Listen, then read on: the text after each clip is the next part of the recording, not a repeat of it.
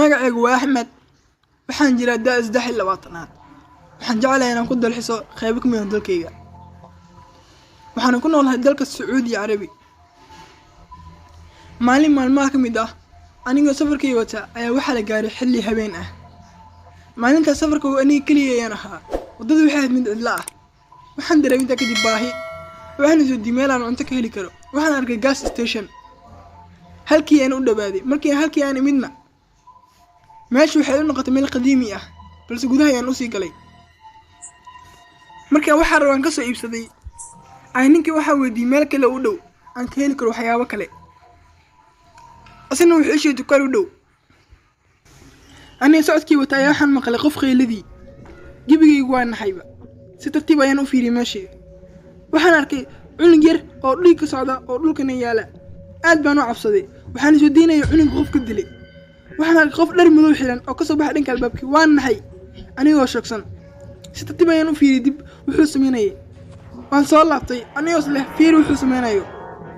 waxaan arkay jir wejigiisa. korkiisna waxaa ku yeelay dhiig. wuxuu wiilku ku dilay midi. wuxuu wiilku sii jiidinaya dhanka ay gaarigiisa. wiilkiina wuu jiitay. anigu waan naxay dib ayuu usoo laabtay asiga.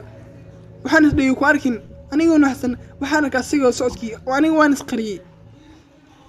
intaa kadib markii aan waayay ninkii anigoo naxsan weliba si zayd ordaya ayaa gaarigayga soo fuulay. waan orday. gaari si zayd ayaan u waday. waxaan doonaynaa waa booliiska unu sheegay arrintii dhacday. balse waxaan arkay masjidkii aan ku soo orday anigoo naxsan. imaamkii ayaan is aragnay.